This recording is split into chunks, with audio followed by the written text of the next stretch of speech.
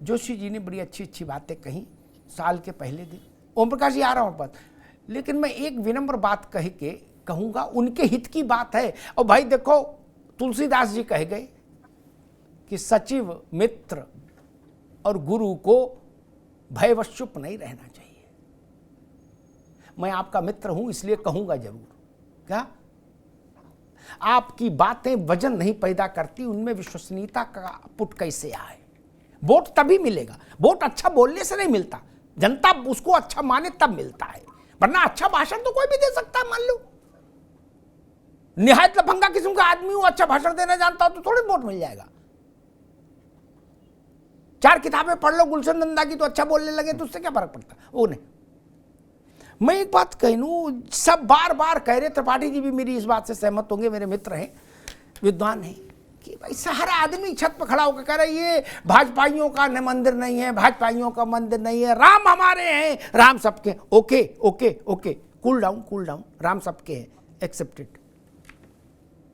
फिर हर आदमी ये भी कह रहा है छत पर दूसरा वाक्य कि बुलावा आएगा तो कौन माई का लाल रोक लेगा हमको। यस, कोई नहीं रोक सकता। माई का लाल क्या क्या, पिता का लाल भी नहीं रोक सकता, किसी का लाल नहीं रोक सकता, और लाल क्या पीला भी नहीं रोक सकता, काला भी नहीं रोक सकता। ओके, लेकिन एक बहुत विनम्र बात कहता हूं, बहुत विनम्र बात। लोग गांव में ननको पूछ रहा कि मंदिर आज बन रहा है, 22 को मंदिर खुलेगा। रामलला तो सदियों से वहां है भैया, और 49 के बाद से तो पूजा अर्चना चल रही, राग भोग आरती चल रहा, सुप्रीम कोर्ट के आदेश से भारत सरकार की ट्रेजरी से पैसा सैंक्शन हो रहा था उनके भोग के लिए। तो जो बताया अभी जोशी जी ने कि चलो बुलावा आया है, माता ने बुलाया है, शेरावाली जो गाना आया था सिनेमा में वो उन्होंने बताया। तो ननकू ये पूछ रहा है, कहो तो नाम ले दूं, कहो तो छोड़ देता हूं, कि भाई मुलायम सिंह जी से लेके आज तक, इंदिरा गांधी से लेके वो प्रियंका जी के बच्चे क्या नाम है, रेहान बाड्रा तक है, बुलावा अभी तक नहीं आ पाया। पीढ़ी गुजर गई गुरु, टाइम ही नहीं मिला। ये वैसी बात है कि अम्मा रोते रोते मर गई, पड़ोस के घर में लड़का नहीं गया, बोले अम्मा बुलावा भेजेगी, हम किसी कहने जाएंगे, अम्मा मेरी भी है, अम्मा सबकी है। अम्मा मर गई, इंतजार करते करते लला नहीं गए।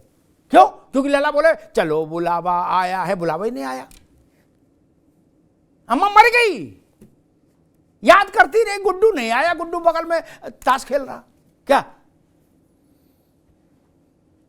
फिर मैं बता दूंगा टीले वाली मस्जिद गए कि नहीं गए, समय मिला, वहां से बुलावा आया, मुझे नहीं पता बुलावा आया कि नहीं आया, आया तो कैसे आया आप जानो।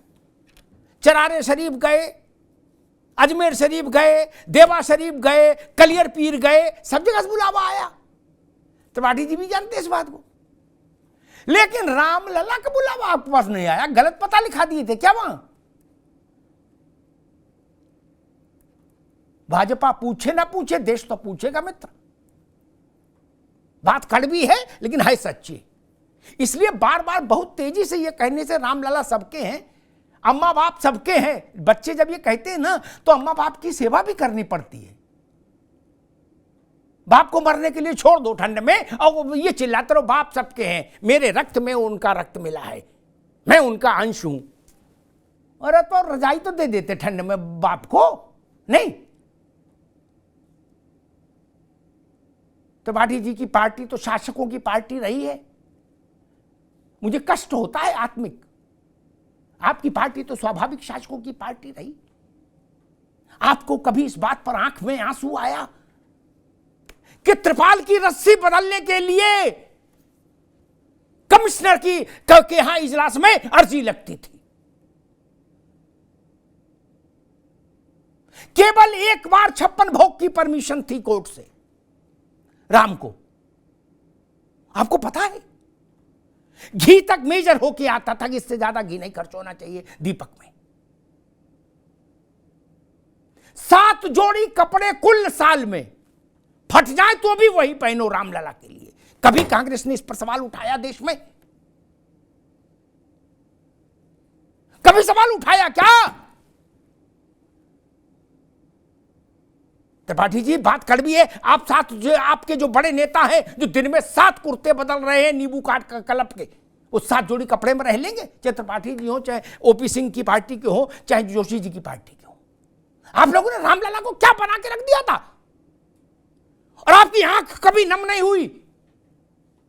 मैंने सत्येंद्र दास जी महाराज को रोते बिलखते देखा है वहां अयोध्या में। पूरा विग्रह धूल से भर जाता था। और पता नहीं, जोशी जी आपकी पार्टी शासन में रही उत्तर प्रदेश में लंबे समय तक, 4 बार उसी कालखंड में।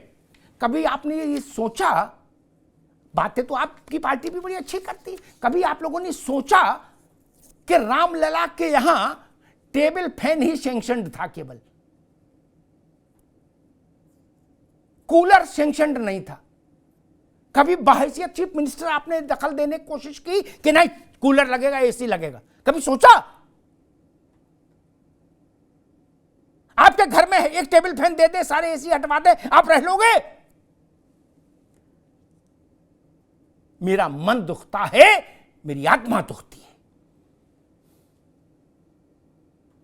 आप लोगों के बाथरूम में भी एसी लगा है। रामलला के दरबार में एक टेबल फैन सैंक्शन था, एक टेबल फैन सैंक्शन था सिर्फ। और आप लोग के तो राम सबके। ओपी सिंह जी, विषय ये कि आपने अपने लोग क्या सब पार्टियों में व्यवस्थित कर रखे हैं और उनका रिमोट खुद ले लिया। बोले हम बताएंगे बच्चा कब क्या खेल करना है। क्योंकि मैं सोचता हूं कोई बुद्धिमान आदमी अपना नुकसान इतना ज्यादा कैसे कर सकता है कि जब पूरे देश विश्व में राम राम हो रहा हो, राम में हो रहा हो, तब कोई बागड़ बिल्ला खड़ा होकर कह देगा कि जब हमारी सरकार शपथ लेगी तो राम आएंगे। What nonsense. या कोई आदमी खड़ा होकर कह देगा गुलामी की मानसिकता या मनुवाद। कई बार मुझे लगता है कि ये आपके अदृश्य मित्र हैं, नहीं? जी, अफ्ताब जी, सबसे पहले आपको और आपके सारे दर्शकों को 9 वर्ष की बहुत बहुत बधाई। आपको भी भगवान। आपके डिबेट के 2 पार्ट थे जी। एक पार्ट था कि विकास और विरासत की साझा ताकत से भारत 21वीं सदी में आगे जाएगा, ऐसा 30 दिसंबर को इस देश के लोकप्रिय और यशस्वी प्रधानमंत्री मोदी जी ने कहा। सवाल इस बात का नहीं है कि मोदी जी ने कहा इसलिए बड़ा महत्वपूर्ण था। सवाल इस बात का उठता है कि उस शब्द पर ध्यान दीजिए अफ्ताब जी कि विकास और विरासत, ये सोचने वाली बात है। और मैं ये बात, ठीक है, बड़ी जरूरी तो रोज डिबेट हो रहा है, जो आपका पार्ट 1 है वो बड़ा महत्वपूर्ण है। मैं इस तरह से कह रहा हूं कि 30 दिसंबर अयोध्या में विकास का जो है उत्सव का दिन था, विकास के उत्सव का, और 22 जनवरी को अयोध्या में परंपरा और विरासत के उत्सव का दृश्य। अच्छी बात। बहुत से लोगों के बात समझ में नहीं आएगी कि 30 दिसंबर 22 जनवरी विकास और विरासत क्या है। मैं इस तरह से कह रहा हूं कि 30 दिसंबर को 16,000 करोड़ की 46 महत्वपूर्ण परियोजनाओं का शिलान्यास और लोकार्पण हुआ। पूरा देश नहीं, दुनिया ने देखा कि किस प्रकार से अंतरराष्ट्रीय हवाई अड्डे का लोकार्पण हुआ और किस प्रकार दुनिया के सबसे बड़े रेलवे स्टेशन का हुआ। और दुनिया ने उस दिन दृश्य भी देखा कि अयोध्या में 4 लेन और 6 लेन की सड़कें चमचमाती हुई। और दुनिया ने यह भी देखा कि विरासत में मंदिर का स्वरूप क्या है, और मंदिर क्या ही नहीं, उस रामायण काल के पात्रों का दृश्य क्या है। और मैं एक बात कहना चाहता हूं, क्योंकि ये बड़ा महत्वपूर्ण पार्ट है अफ्ताब जी, कि जहां एक तरफ भगवान राम फटे टेंट से भव्य दिव्य नव्य मंदिर में आए, वहीं इस देश के 4 करोड़ गरीबों को भी पक्के मकान मिले।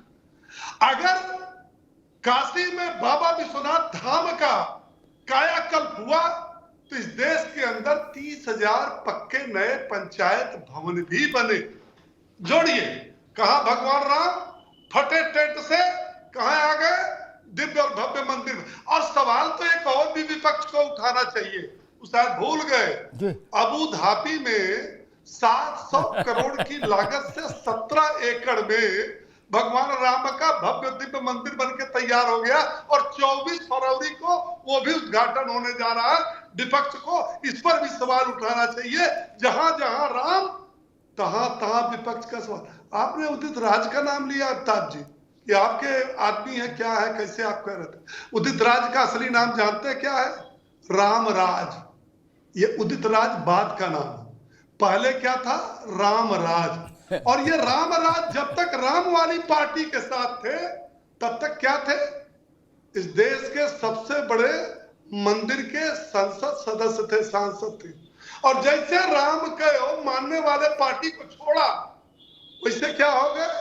पैदल हो गए। अब यही बोले मनुवाद, क्या बात, क्या सवाल इस बात का है कि राम पर टिप्पणी करने वालों पर आपने बहुत बीच में अच्छी बात कही थी कि राम को होइए वही जो राम रचि राखा। परमात्मा जो चाहता वही होता है। हम 2 से 303 पर आ गए और 415 वाले किस पर आ गए? 44 पर। क्यों?